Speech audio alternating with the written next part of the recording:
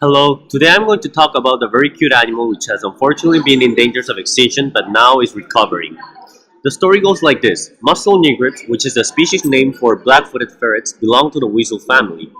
As you can see, this slender animal has pale colored legs, yellowish colored fur, a dark tail tip, black spots around the eyes, and obviously black feet.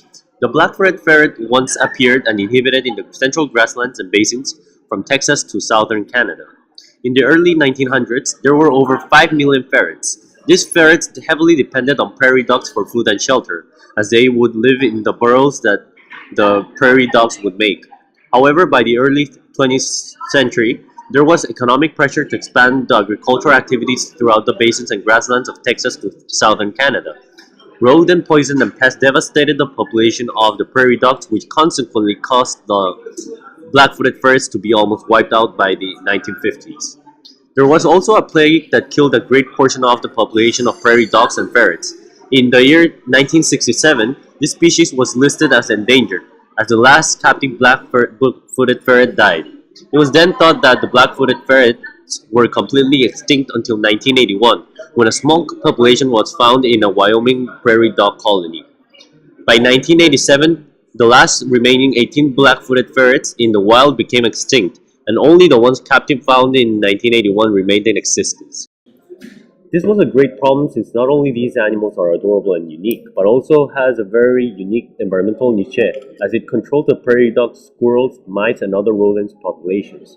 Specifically, the black-footed ferret allows the expansion and contraction of prairie dog colonies. This is important as hundreds of species of animals rely on the prairie ecosystem, such as the swift fox and burrowing owl. And the population of prairie dogs, as we recognized earlier, is controlled by the black-footed ferrets.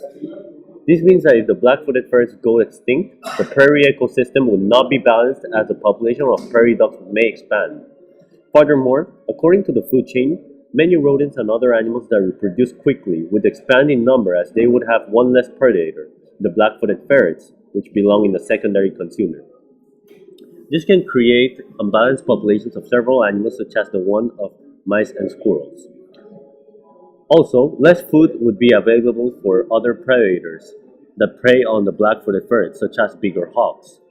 Last but not least, the population of many species of animals that rely on the prairie ecosystem, as mentioned previously, would go unbalanced as the number of colonies might increase or decrease depending on the uncontrollable population of prairie dogs. Luckily though, the U.S. Fish and Wildlife Service, the National Zoo, and SCBI are helping to save this endangered species to return it to the wild.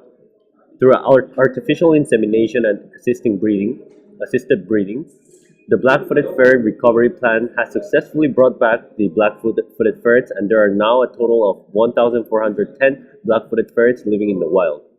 There was ecological pressure as scientists recognized the importance of the environmental niche of the black-footed ferrets, allowing the black-footed ferrets breeding program to continue existing.